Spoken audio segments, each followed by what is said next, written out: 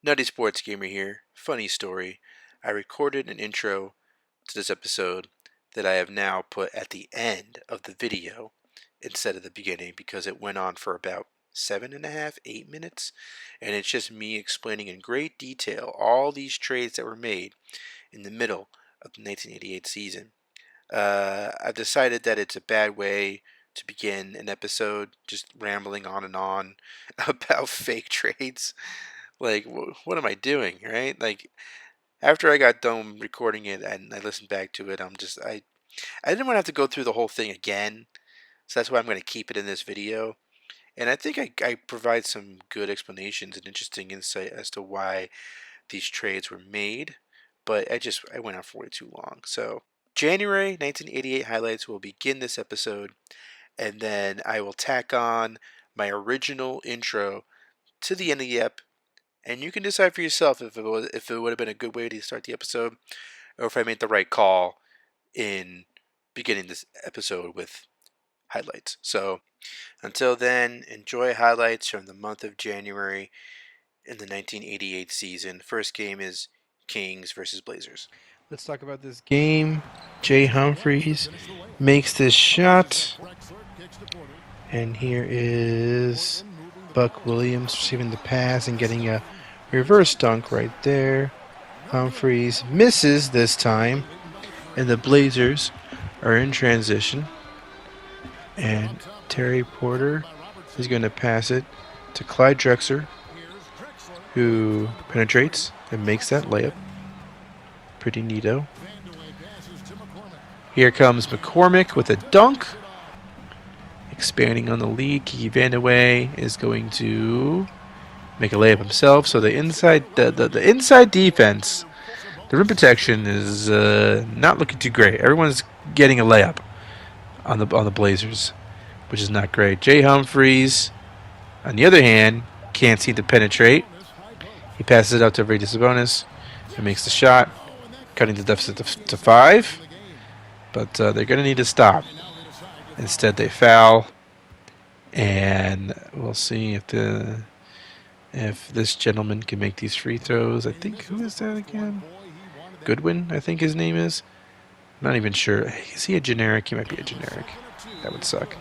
I'm really trying to make sure no generics are ever seen on screen. Jay Humphries misses that layup, but Arvydas Sabonis gets the putback back to a 4-point game. And here is, I think that's Terry Porter at the free throw line. He can really ice things here with a free throw shot. He does just that. Here's another one for good measure. And the final score is 107-99. Clyde Drexler led the Blazers with 16 points. Had 6 players in double digits. So the Blazers was a team effort. Arvydas Sabonis had 18 and 10. KJ Johnson had 16 points and 1 assist, which is not something you want to see out of your point guard. And Chris Mullin had 8 assists, so that's kind of a odd thing. Let's move on. We haven't really seen much of the Lakers at all this season thus far, but we'll get a chance to see them against the Bucks January 6, 1988, with 7.5 minutes left to go in the game. So let us check this out as Jack Sikma misses that shot, and the Lakers are running the floor.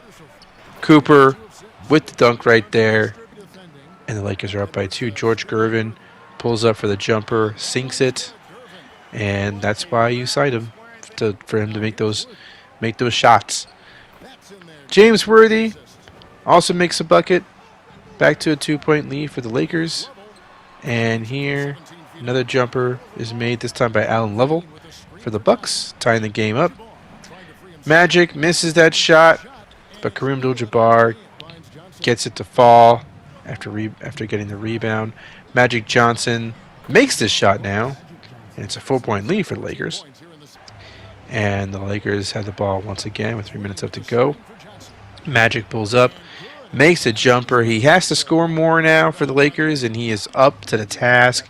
And then some here. Byron Scott is going to have a turn. He makes that long too. And here is Magic Johnson once again. So the Lakers are starting to pull away Magic, another shot made there. The Bucks, Jack Sigma gets the and one here. Can cut this deficit to 7, which he does. But the Lakers, man, that looks like they're going to seal this. Here is Byron Scott receiving the pass from Magic and getting that dunk. Final score 107-100. Lakers over the Bucks. And yeah, what a show. So Terry Cummings had 17 points. George Gervin had 14. Jack Sigma had 13 and 9. Magic Johnson had 29 points for the Lakers, leading the team in scoring. So the Lakers are for real. They are not messing around. Byron Scott had 23 points. And yeah, so the Lakers, they're top of the heap of the West, like always. And Magic Johnson is a large reason why. He's the main reason why, I would say, playing like an MVP this year. Maybe he'll win the MVP award at the end of the season. We will see in a later episode. But here's me trying to get a nice thumbnail of the fella of Magic getting a layup. I think it's been a while since I've had Magic as a thumbnail. So why not? Why not get him on the thumbnail again? Sorry, I heard like a knock on the door. I got scared for a second. I got scared. I'm talking lowly because I'm afraid someone's outside my door. But let me quietly start these highlights. Washington Bullets versus the New York Knicks. I hope I don't get killed right now.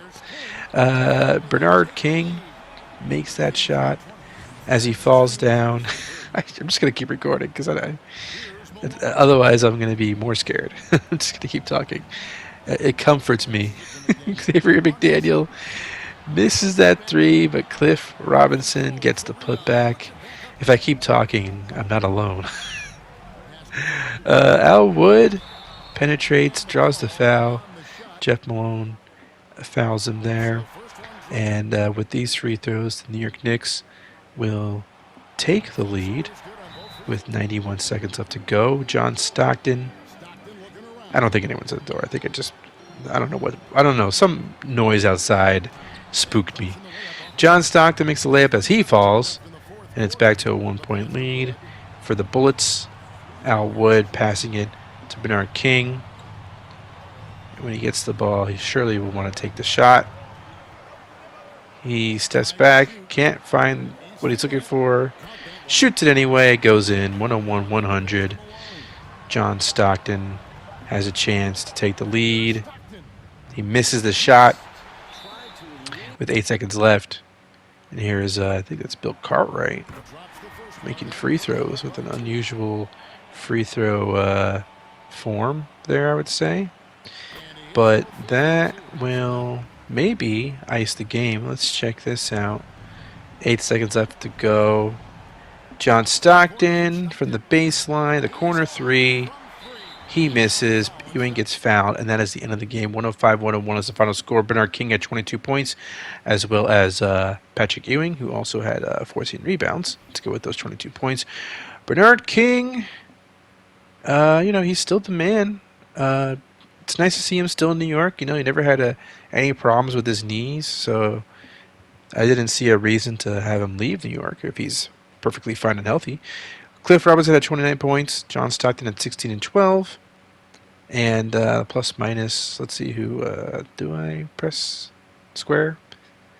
Jeff Ruin led in plus minus, and Terry Catledge was a -7 with -7, so that's not great for him. John Stockton had 12 assists. I think I already mentioned that, so I don't need to mention it again. But I did already, so it is what it is. Let's check out some more Washington Bullets, shall we? This time against the Boston Celtics. We'll see if they can win this game. I'm invested in this Bullets team. They're an interesting team, and they're struggling this season for some reason. 108-107 is the score. Over 3 minutes left to go, and here's Catledge making that dunk. So 3-point lead now for the Washington Bullets. We are in Washington.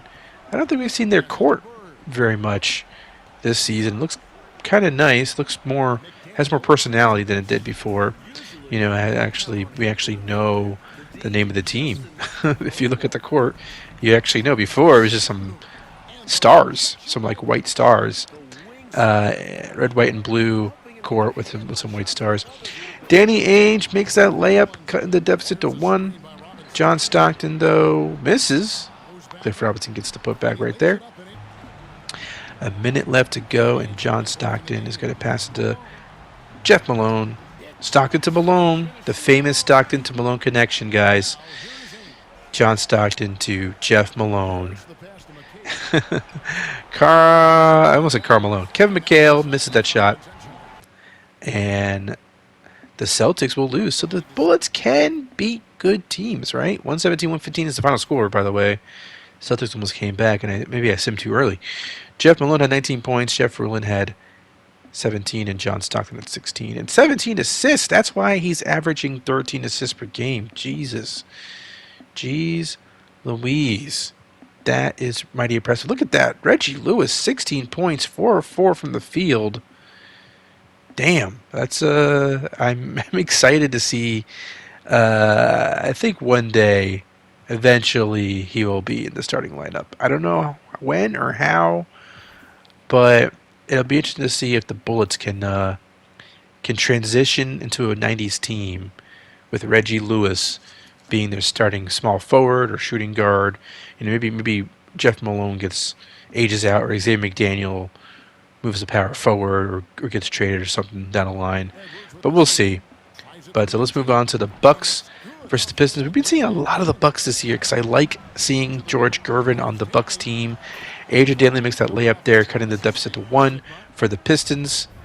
3 minutes left to go in the fourth quarter. Jack Sigma passes it to George Gervin, who dishes it to Moncrief, who's still wearing number 5. Damn it. And he makes that shot. I must not change it until the playoffs. I don't think I changed it back to number 4 until the playoffs because I was too concerned with just finishing the season to care about his number. Isaiah Thomas makes that jumper. 94-93 now. Allen Level handling the ball, passing it to Jack Sigma. Dishes it back to Level, who makes that shot. So Level is looking like a nice piece on this team. Here is Isaiah Thomas, who pulls up and shoots it off glass, makes that jumper. 96-95, Allen Level makes that shot. 3-point game yet again. Dantley to Rick Mahorn. Here he's making a shot, helping his field goal percentage. He really needs that. Needs the help. 1:15 left to go. As I have tried to avoid burping into the mic. Jack Sigma passes to Al Level, passes to George Gervin, and who loses the ball, which is just not, I would not recommend doing that. Here's Vinnie Johnson, microwave, missing that shot, missing that key shot. And here's Moncrief to James Edwards. That shot goes in. Missed shot there by Vinnie Johnson. And the Pistons are likely going to lose this game. They intentionally foul. And if Allen Level makes these free throws, this game is pretty much over. So the Milwaukee Bucks will go on to win this game. Allen Level's looking like a nice addition to this team. I'm glad I did this. I'm glad I'm at least Allen Level looks good. We'll see how everyone else looks. I don't know if we get it to everybody in this video, but Allen Level looks good. We didn't see Dennis Rodman much at all. He was 2 for 10 from the field, which is not great, but he'll get there eventually, hopefully, maybe. Pistons lost. Dantley had 27 points. Isaiah Thomas had 22. Terry Cummings at 26. I feel like we didn't really see him at all in that highlight package, did we? I don't remember. But let's go right back to the Bullets arena and check out this matchup against them and the Bulls. Bullets. Jordan has 28 points thus far. And let us check this out. As who is that on the free throw line? Is that could that be Reggie Lewis? Is Reggie Lewis out there right now? No, that's Jeff Malone. Damn it. I was like, who is that? I can't see the number. It's Jeff Malone. One day we'll see Reggie Lewis on the court when we jump into these games. Jeff Ruland makes that shot immediately. The Bullets are up by 4. Here is Jordan with the fadeaway. Misses. And the Bullets are in transition now. Jeff Malone slows things down. Passes it to Jeff Ruland. And makes that shot. Ruland still a nice player for the Bullets. John Paxson makes that shot. 1-on-1, 97 now. Cliff Robinson sets the screen. Missed shot by John Stockton, but Robinson gets the putback. 6-point lead. Michael, Jeffrey, Jordan penetrates. Makes this layup. And let's check this out again. Making mincemeat out of Jeff Malone. Barbecue chicken, which is not a phrase I think they said back at that time. Cliff Robinson misses that shot and misses that shot. So the Bulls have a chance here to make something interesting happen. Let's see what Michael Jordan can do. Can he get past Jeff Malone again? That time he missed. He missed a key layup. And now let's see if the Bullets can make them pay. John Stockton setting the offense. Passes it to Cliff Robinson, who turns around and drains the long two. That's not a shot he usually attempts, and he drained that. So that is not a good sign for the Bulls at all as they get ready to, hopefully they can make something happen here. Jordan this time makes the runner. It's 105-101. Here's John Stockton at the free throw line making a free throw. 5-point game now. The Bulls need to hurry up if they want a chance. I would try a 3, but that's just me. Here's Gene Banks attempting a shot. This game's over. 108-103 is the final score. Actually, no. The final score ended up being 110-103. So there you go. There you have it, folks. Jeff Malone had 19 points. Jeff Ruland had 18 and 14. John Stockton at 17 and 11. Cliff Robinson, 17 points, 19 rebounds. Michael Jordan had 34 points in the losing effort. Again, it's like Jordan and then a bunch of guys with, this time a couple of guys with double digits. Eddie Johnson and Gene Banks at 12 points apiece. But, someone's got to take the scoring load. A little bit. Jordan likes to score, but he can't score 70 points a game, 80 points a game. He needs someone else to pick up the slack. And hopefully that's Pippen, but we'll see. Moving on. We're almost done already. Most of this video is me just yapping, which, I don't know, might not be a great idea for me to do. This is going to be the only video. This is going to be the only episode where I take 10 minutes to explain trades. I promise. At least next time I'll tack it to the end of a video, not the beginning. But I wanted to make sure, because that was such a big trade, I had to just clear the air. Moving on to Knicks versus Boston. Danny Ainge makes that shot as he falls. 2.5 minutes left to go. And here is Rory Sparrow passing it. And foul there. And here's Bernard King making a shot. 101-100. New York takes the lead. Larry Bird. Some good defense played against him, but he still makes that shot. 102-101 now. 2 minutes left to go at the Garden. The Boston Garden. Not Madison Square Garden. Bill Cartwright passing it to Wood. Gets it to Bernard King. Misses that shot. Larry Bird gets the rebound. So the Boston Celtics have a chance to expand this lead. Danny Ainge is handling the ball. And he's going to give it to Dennis Johnson, who tries to penetrate. Misses the jumper. Kevin McHale gets the putback. 104-101. Patrick Ewing against Robert Parrish. Ewing gets the better of Parrish. And here's Larry Bird. trying to penetrate yet again. He passed it off. Dennis Johnson has it in the corner there. He's going to attempt this shot. Miss, and Parrish gets the putback. 106-103. Ewing makes that shot, cutting the deficit to 1. Here's Larry Bird with the dunk. Bird dunks. That's special. It's a special thing to see Larry Bird dunk. Like to see it. Patrick Ewing here misses that shot. Didn't look good from the jump. And intentional foul here puts Larry Bird at the free throw line.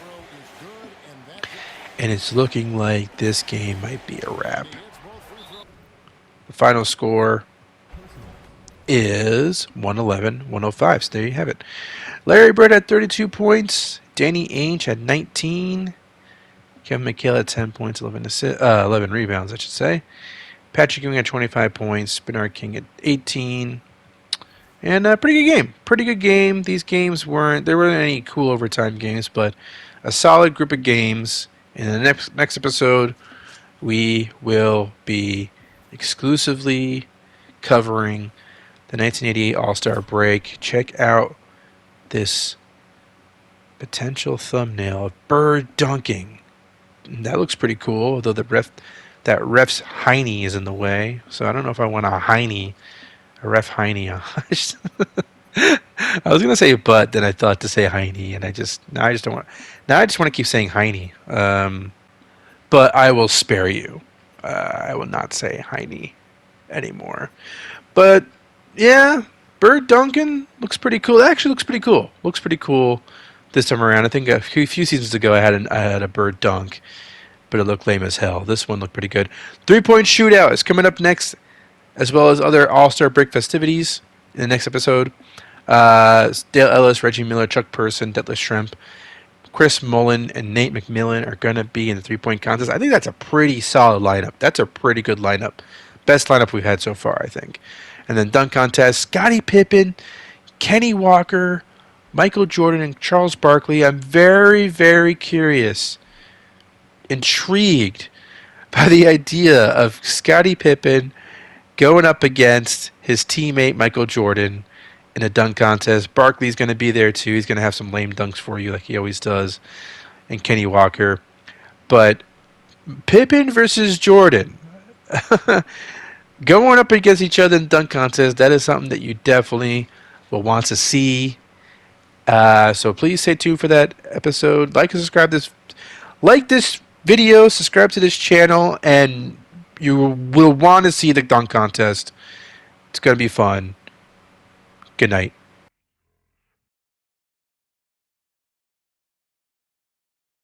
What is up, everybody? This is Nutty Sports Gamer. Welcome to another episode of the 40-Year Sim. On today's episode, we're going to be going through January 1988 of the 1988 season. But before we get into any of that, we have to go through the rest of the mid-season trades. So let's do it. First up, it's a big one. Dennis Rodman and Pearl Washington of the New Jersey Nets, formerly of the New Jersey Nets, are now going to be on the Pistons in exchange for Armin Gilliam, Danny Young, and 2 first-round picks. I feel this is necessary. I never thought... Look, I let the CPUs handle drafts, and I'll continue to do so. But him going first in the 1986 NBA draft made no sense to me. I understand why it happened, though. He's a tremendous asset to have. But on a winning team, not on a rebuilding team, which is what the Nets were. The Nets already had Buck Williams at the time in the 86 draft, and they had an aging Otis Birdsong, Darwin Cook, who wasn't lighting things up. He wasn't lighting the NBA up as a point guard for them.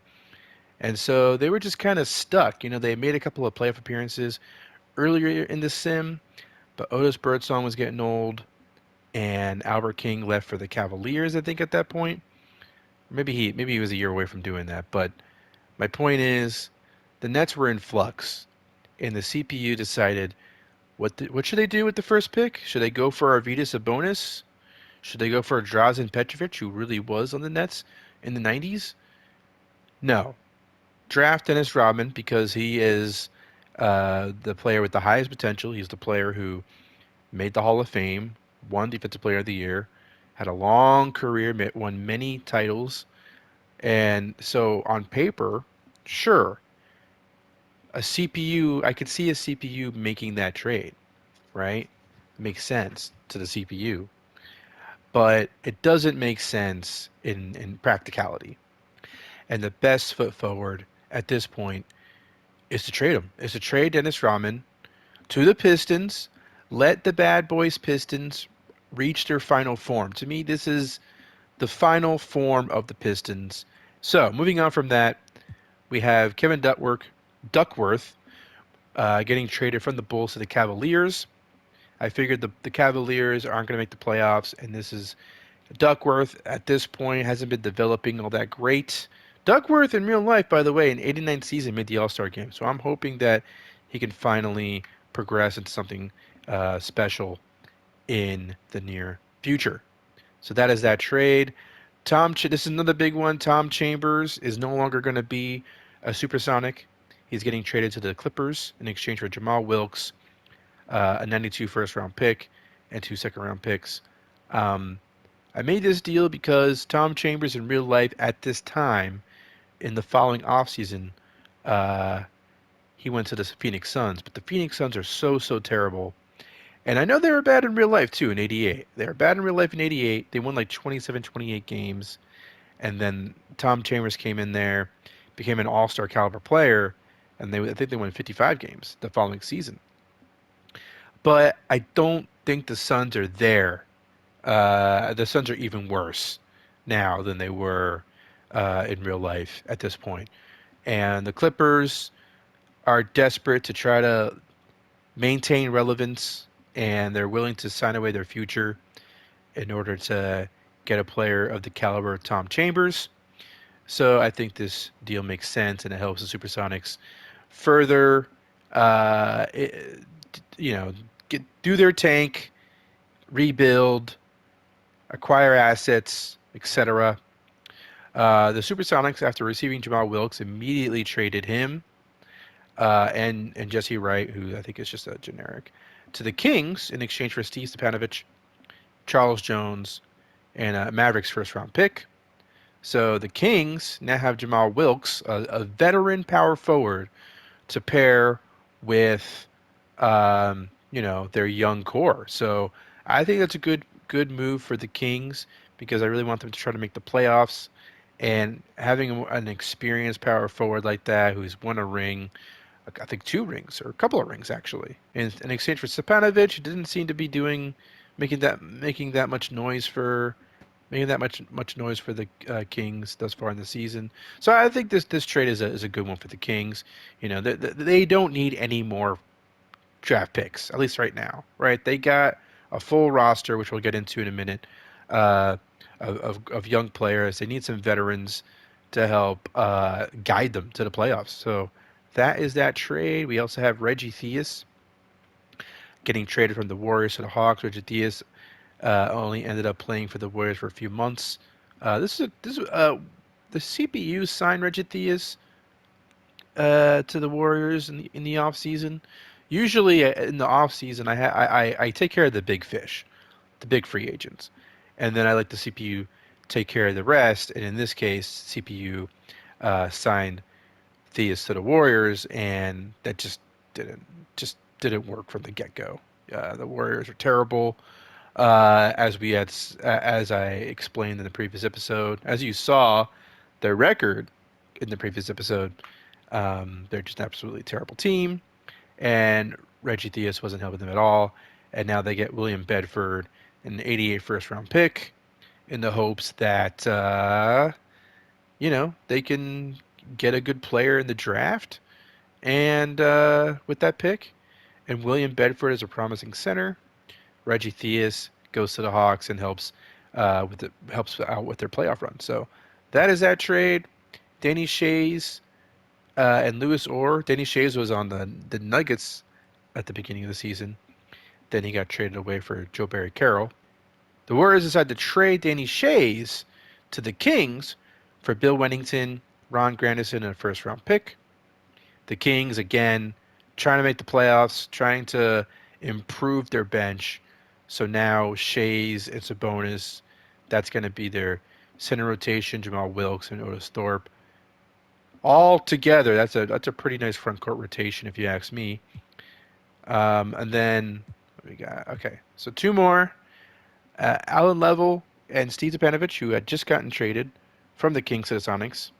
He moves with Alan Level to the Bucks, and the Bucks trade Brad Sellers, Joe Wolf, Spurs first round pick, lottery protected, and then 2 second round picks to the Supersonics. So Supersonics, again, they're expanding their war chest of picks, and in exchange, they they also get some young players, some young players who take a stab at Joe Wolf and Brad Sellers. Maybe they can be something for the Sonics. Maybe they won't. Maybe they can't. I don't know. But the main thing is the Bucks getting Allen Level to help with their point guard rotation, and Stepanovic can be a piece off the bench for them, a more experienced player for them. Maybe he can work out there on the Bucks as opposed to how things were going with him on the Kings. And then lastly, John Drew gets traded from the Jazz to the 76ers in exchange for Jeff Turner. I figured the Jazz, they're struggling right now, and I want Chuck Person to be in the starting lineup for the Jazz at this point. And meanwhile, Jeff Turner doesn't really seem like he's going anywhere with the 76ers at this point. So I figure the Jazz, who are likely not going to make the playoffs this year, or at least it looks like they're going to just miss out. Why not take a stab at Jeff Turner, right? Why not? Why not give him a go? He's good. I felt like John Drew is old. He has like 3 years left on his deal, and I figured it's a fair trade. It's a fair 1-for-1 trade, I think. So this is what the Warriors look like now. Rob Williams, Johnny Dawkins are their starting guards. Della Shrimp and Len Bias at the forward positions, and William Bedford is now their starting center. They also got Maxwell, Muggsy Bogues, John Lucas, Gerald Wilkins, George Money, Bill Wennington coming off the bench. So that is their tanking team. The Sonics have Spud Webb, Dale Ellis, Derek McKee, Olden Polynice, and Joe Wolf starting. T.R. Dunn coming off the bench along with Dennis Hobson and Jeff Houston, Charles Jones, Juwan Oldham, and Brad Sellers. So those teams get to tank the rest of their seasons. And what else we got? Oh, yeah. So this is what the Pistons look like with Rodman. I pressed rebuild rotations, and now he's on the bench. But eventually, he'll be the starting power forward. And the Pistons, they, could be pretty special, I think. We saw Joe Barry Carroll and the Nuggets. Who else? Okay, so the Nets. The Nets with John Bagley, Mario Elie, who, since they're taking, I wanted to see if we can help Mario Elie's progression by having him start. So we'll see if that helps him any, because he's stuck at a 70 overall, and at least by the early to mid 90s, he should be at least an 80, right? So I'm hoping that it ends up being the case for him, and then you got Armin Gilliam paired up with Hot Rod Williams on the Nets. That's their front court. And 2 young, promising players. Gilliam's have been having a nice rookie season thus far. So I hope this works out for the Nets in the long run. It's really, that's what it's all about. It's about the long run. It's about the Nets a couple of years from now. It's not really about what happens to them this year or even next year. So that is what the Nets look like. And, I'm not trying to keep them down on purpose. I think that this is good for them. I actually think that they need to clean house. And then we got the Kings, who, they really got some fire here. They need to make the playoffs. There's no excuses. They have a really good roster right now. And The Jazz, now they have Chuck Person starting at power forward, and eventually he's a small forward, usually, but this year they have Trippico still, so any way to get him in the starting lineup is what I'd prefer. So that's why I did that. Reggie Theus is starting for the Hawks, and this is what the Hawks look like for now. And then we got Tom Chambers starting for the Clippers. We'll see how that works out for them. John Long, now the sixth man on the Celtics. So they already have a great starting five, of course. Now their bench gets even stronger. Alan Love was actually going to start for the Bucks. Vern Fleming moves to the bench. 76ers. They have John Drew starting at power forward for now, at least. So that is it. That is all the trades and all the rosters.